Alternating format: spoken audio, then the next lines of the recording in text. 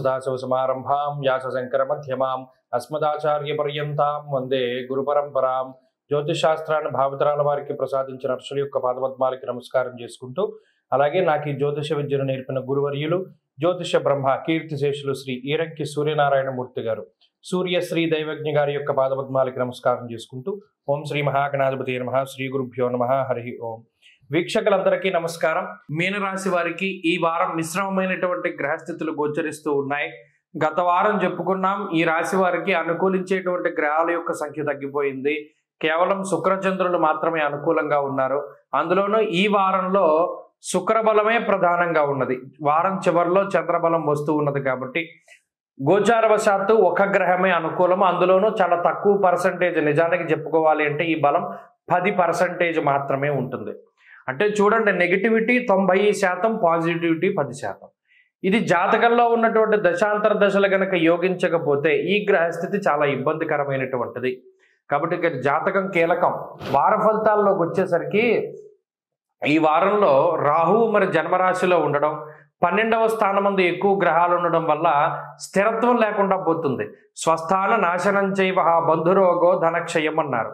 అనగా ఉన్న ప్రాంతాన్ని వదిలిపెట్టి వేరే ప్రాంతానికి వెళ్ళవలసి రావడం, ట్రాన్స్ఫర్లు అవ్వడం, అకారణంగా ఉద్యోగం బదిలీలు అవ్వడం, లేదా ఆకస్మికంగా ఉద్యోగాన్ని కోల్పోవడం, ఇప్పటి వరకు విదేశాల్లో ఉండి అక్కడేదో కొంత వేరే వీసాల మీద ముందుకు సాగుతూ ఉన్నటువంటి పరిస్థితులు ఉంటాయి. ఇక అవి అయిపోతాయి, తిరిగి ఇండియాకి రావాల్సినటువంటి పరిస్థితి, తిరిగి స్వదేశాలకు చేరుకోవడం, లేదా ఇంటర్నల్గానే అక్కడ విదేశాల్లో ఇంకొక దేశం లాంటివి పట్టుకుని తిరుగుతూ ఉండడం. ఇలా ఇదంతా కూడా ఏంటి అంటే తిరగడమే అయిపోతుంది జీవితం అంతాను. ఎక్కువ ఎనర్జీ వేస్ట్ అవుతుంది, టైం వేస్ట్ అవుతుంది, డబ్బు వేస్ట్ అవుతూ ఉంటాయి. అలాగే ఏ పని ముట్టుకున్నా సరే అసలు మీకు శక్తి సరిపోదు చేయడానికి. ఎందుకంటే ఇంత నెగిటివిటీ వస్తుంది అంటే ఇక్కడ గ్రహాలన్నీ కూడా వ్యయ, జన్మ, అర్ధాష్టమ స్థానాల్లో ఉన్నాయి. భాగ్య నిర్భయం క్రూర బంధువైరం ధనక్షయం అన్నారు. అక్కడ కుజుడు చతుర్థ స్థానంలో ఉండి భయపెడుతూ ఉంటాడు. ఎలాగా? కుటుంబ సభ్యులు నీ మాట వినరు, ఆఖరికి నీ జీవిత భాగస్వామి నీ మాట వినదు, లేకపోతే వినరు, చేతిలోనేమో డబ్బు లేదు, శక్తి లేదు, ఏ పని చేయాలన్నా పక్క వాళ్ళ మీద కొంత ఆధారపడాలి. ఇలాంటి పరిస్థితుల్లో ఎలా వెళ్తాం? అదృష్టమా శూన్యంగా కనబడుతున్నది. ఈ గ్రహస్థితి వల్ల వచ్చే ఫలితం అది.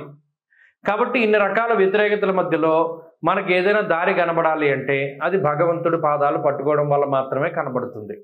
ఏదో పొద్దున్నే మంచంతా వెళ్ళిపోయి సూర్యుడు కనబడితే ఎంత ఆనందంగా ఉంటుంది, అమ్మయ్య సూర్యుడు వచ్చాడు రా బాబు, ఈ మంచి ఏంట్రా అన్నట్టు.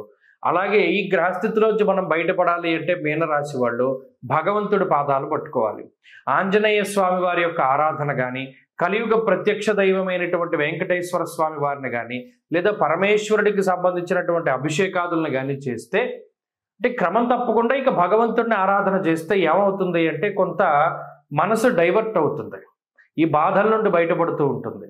కాబట్టి ఆ రకంగా ఆలోచన చేయండి. ఈ సమయంలో ఎటువంటి కీలక నిర్ణయాలు తీసుకోకూడదు. చేతిలో ఇంకో ఉద్యోగం ఉంటేనే కానీ ఒక ఉద్యోగాన్ని మానకూడదు. వ్యాపారపరంగా కొత్త నిర్ణయాలు తీసుకోకూడదు. ఎవరిని నమ్మి డబ్బు అప్పు ఇవ్వకూడదు. లేదా ఏదైనా బయట ఫుడ్ తినేటువంటి అలవాటు ఉండేటువంటి వాళ్ళు దాన్ని తగ్గించుకోవాలి. ఇత్యాది విషయాలన్నీ ఈ రాశివారు క్రమం తప్పకుండా గుర్తుపెట్టుకోవాలి. మీనరాశి వారి వారం మరింత అనుకూలమైనటువంటి ఫలితాలను సాధించడానికై ఆంజనేయ అష్టోత్తర శతనామావళి స్తోత్రాన్ని క్రమం తప్పకుండా పారాయణ చెయ్యండి. ఈ వారంలో కలిసి వచ్చేటువంటి రోజు శుక్రవారంగా చెప్పవచ్చును. అదృష్ట సంఖ్య 1, అదృష్ట వర్ణము తెలుపు. స్వస్తి.